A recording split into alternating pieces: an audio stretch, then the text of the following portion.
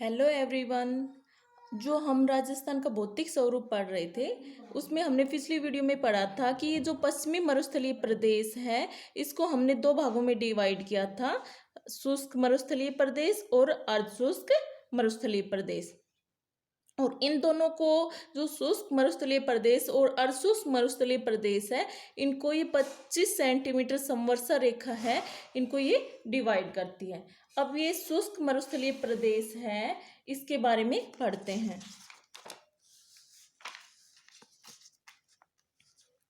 शुष्क मरुस्थलीय प्रदेश,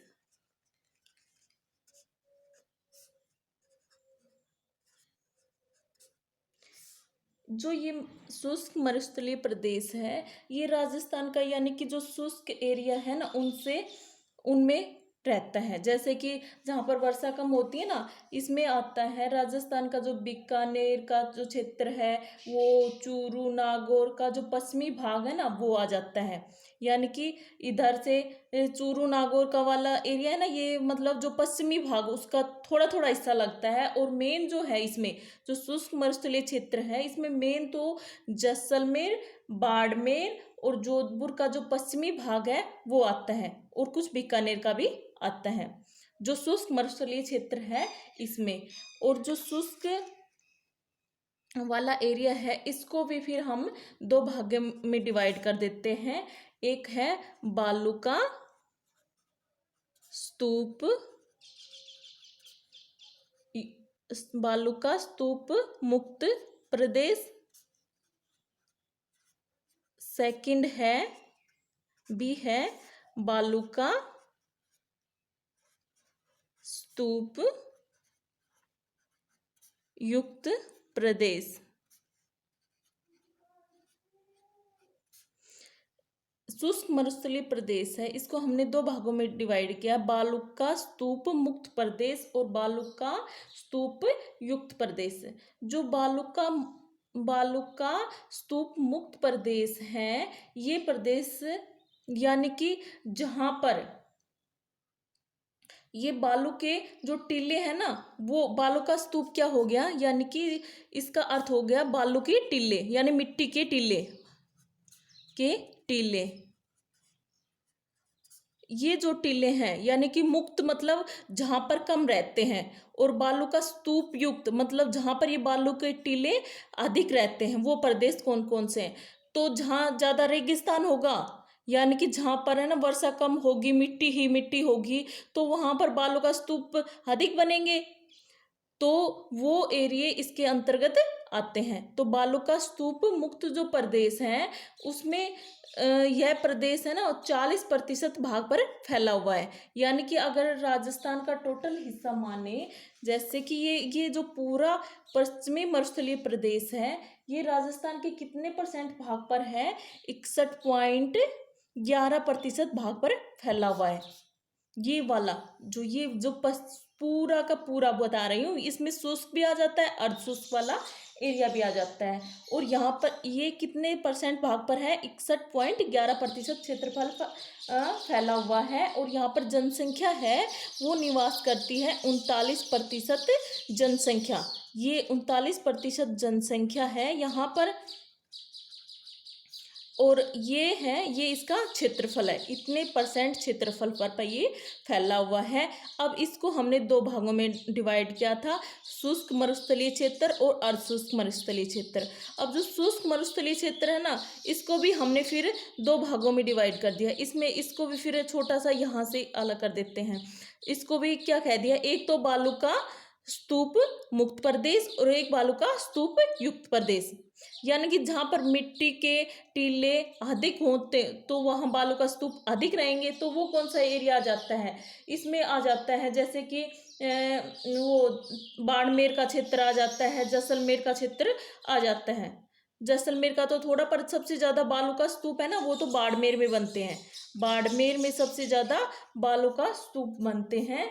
और ये जो बालू का स्तूप है ना अनेक प्रकार के होते हैं, जैसे अनुदैर्य प्रकार के, पवनानुवर्ती है ना, पवनानुवर्ती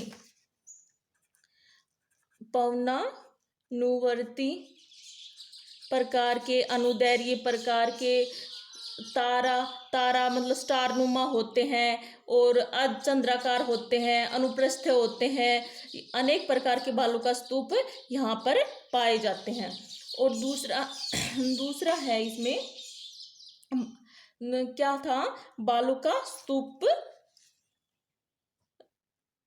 बालू का स्तूप मुक्त प्रदेश, जहाँ पर बालू का स्तूप नहीं रहते। ये तो युक्त है, युक्त जहाँ बालू का सबसे ज़्यादा बनते हैं बाड़मेर में, जहाँ पर मिट्टी के टीले बनते हैं वो बालू का स्तूप युक्त हो गए। और जहाँ मिट्टी के टीले नहीं बनते हो, जैसे कि इसमें आ जाते हैं जो राजस्थान का ओरिएंट जैसलमेर का भी क्षेत्र आ जाता है, इसमें बीकानेर का भी क्षेत्र आता है। और जैसलमेर का जो क्षेत्र है उसमें जो बालू के यानी कि जो बालू मिट्टी होती है उस पर है ना एक अवतल आकार का ऐसी आकृति बन जाती है, जिसको क्या कहते हैं जैसलमेर में तल्ली, तल्ली के नाम से जाना जाता है।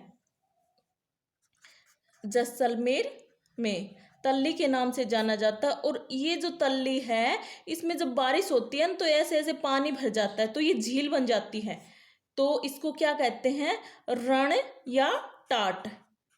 ये इसकी विशेषता है कि इस एरिया में ना ये वाला जो क्षेत्र है, जैसे है ना अब मैंने बता दिया बालू का स्तूप युक्त है ना वो बाड़मेर का क्षेत्र होता है, जिसमें है ना बालू के टीले होते हैं। और ये जो क्षेत्र है ये 60% भाग पर फैला हुआ है। और इसमें अनेक प्रकार के बालू का स्तूप होते हैं, जैसे पवनानुवर्ती हो गए, अनुप्रस्थ हो गए, अर्धचंद्राकार हो गए, तारानुमा यानी स्टार है ना, स्टार की आकृति के भी हो जाते हैं, ऐसे स्टार की आकृति के भी हो जाते हैं आदि पाए जाते हैं। और ये जो दूसरा है बालू का स्तूप मुक्त प्रदेश, इसमें जैसलमेर का जो क्षेत्र है इसके अंतर्गत आता है। और जैसलमेर का जो क्षेत्र है ना ये अवसादी और पर्वत चट्टानें है ना ये इस क्षेत्र में अधिक होती हैं। और यहाँ पर है ना जो जैसलमेर का जो क्षेत्र है इसकी एक विशेषता है, यहाँ पर लाठी सीरीज पाई जाती है, लाठी सीरीज। यानी कि लाठी सीरीज का अर्थ हो गया कि है ना जैसे ये एरिया जैसलमेर का एरिया है ना, आप लोग जानते हो कि है ना यहाँ पर पानी की कमी पाई जाती है, फिर भी है ना कुछ जो स्थान है वहाँ पर है ना जल के रंध्र पाए जाते हैं, यानी कि जल का भंडार होता है, उसको लाठी सीरीज के नाम से जाना जाता है। और जो अवतलाकार जो आकृतियां बन जाती है ये बताया ना उसको तल्ली कहते हैं। और ये तल्ली में जब वर्षा का जल इकट्ठा हो जाता है तो वो झील बन जाती है, उस झील को क्या कहते हैं, रण या टाट। रण और टाट क्या है, ये झील है। और रण और टाट है ना इसको इसलिए भी कहते हैं क्योंकि है ना ये झीलें है ना खारे पानी की होती हैं, खारे पानी की झीलों के कारण, खारे पानी की झीलें होने के कारण इसको रण और टाट कहा जाता है। और इसको है ना पलाया झील के नाम से भी जाना जाता है, पलाया झील, पलाया झील के नाम से भी जाना जाता है। और इसके जो एग्जाम्पल हैं रण और टाट के, इसमें है ना अनेक, जैसे पोखरण है, इसको पोखरण है, ये रण और टाट के ही हैं एग्जाम्पल। पोखरण है वो है जैसलमेर में, जैसलमेर में है। बाप है ये है जोधपुर में, ये टाट और रण है ना इनके नाम है जोधपुर में। थोब है बाड़मेर में, थोब बाड़मेर में है। ये जो है ये रण और टाट के एग्जाम्पल हैं। अब आप लोगों को ये समझ में आया। देखिए फिर से एक रिवाइज कर देती हूँ। जो राजस्थान का भौतिक स्वरूप है इसको हमने 4 भागों में डिवाइड किया था। फर्स्ट था पश्चिमी मरुस्थलीय प्रदेश, सेकंड था अरावली श्रेणी, थर्ड था पूर्वी मैदानी प्रदेश, और फोर्थ है दक्षिणी पूर्वी पठारी प्रदेश या हाड़ौती का पठार। फिर हमने पढ़ा है कि जो पश्चिमी मरुस्थलीय प्रदेश एक एक भाग का हम अलग से करेंगे, क्योंकि है ना आपका जो क्वेश्चन आता है वो लॉन्ग आंसर टाइप क्वेश्चन आते हैं, तो उसमें डिटेल से लिखना होता है। जो पश्चिमी मरुस्थलीय प्रदेश है इसको हमने, ये वाला जो पश्चिमी मरुस्थलीय प्रदेश है ये कितने प्रतिशत, यानी कि जो राजस्थान है उसमें 61.11% भाग पर ये फैला हुआ है। यहाँ पर 39% जनसंख्या रहती है। ठीक है।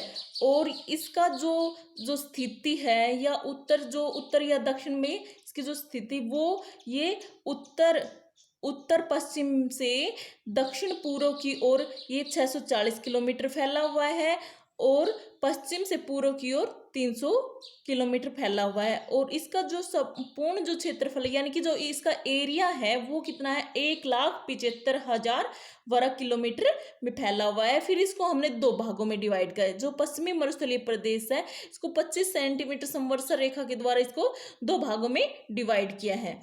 जो ये वाला एक शुष्क मरुस्थलीय प्रदेश, एक अर्धशुष्क मरुस्थलीय प्रदेश। फिर हमने जो शुष्क मरुस्थलीय प्रदेश है इसको भी दो भागों में डिवाइड कर दिया था, बालू का स्तूप युक्त और बालू का स्तूप मुक्त। बालू का स्तूप युक्त तो वो होता है जहाँ पर बालू का स्तूप बनते हैं, यानी कि बाड़मेर का एरिया है ना, ये जो एरिया है यानी कि ये वाला जो एरिया है उसका 60% भाग पर बालू का स्तूप युक्त प्रदेश होता है। और बालू का स्तूप मुक्त वाला एरिया वो होता है जहाँ पर बालू का स्तूप कम बनते हैं, या बनते तो यहाँ पर भी हैं पर कम बनते हैं, वो जैसलमेर का एरिया है।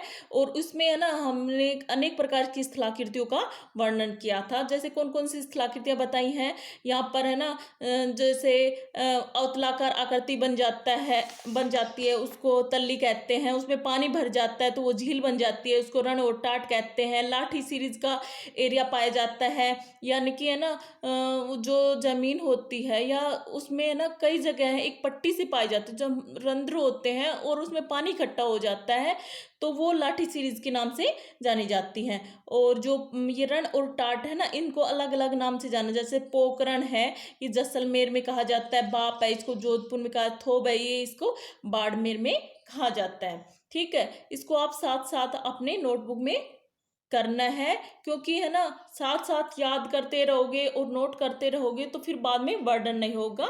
और आगे का हम नेक्स्ट वीडियो में करेंगे। Thank you.